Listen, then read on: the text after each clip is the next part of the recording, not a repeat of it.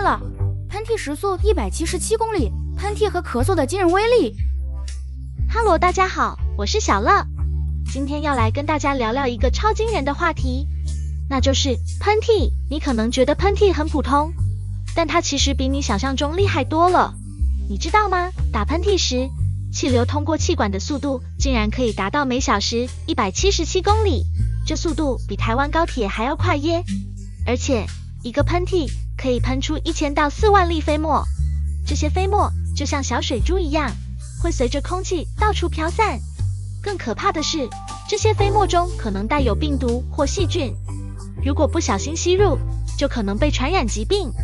所以千万不要小看喷嚏的威力。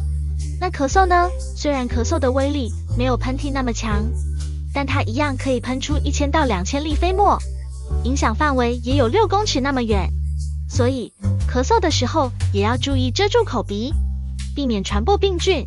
那如果身边刚好没有口罩，该怎么办呢？别担心，小乐教你一个小撇步，用衣袖遮住口鼻，这样可以将飞沫传播范围缩小至原本的1/3，也是一个不错的自保方式哦。总之，喷嚏和咳嗽的威力真的不容小觑。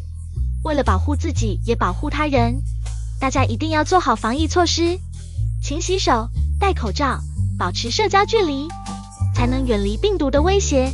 希望今天的影片有让大家更了解喷嚏和咳嗽的威力，也更重视防疫的重要性。如果你喜欢我的影片，别忘了订阅、按赞、分享，并且开启小铃铛，才不会错过小乐的最新影片。我们下次见，拜拜。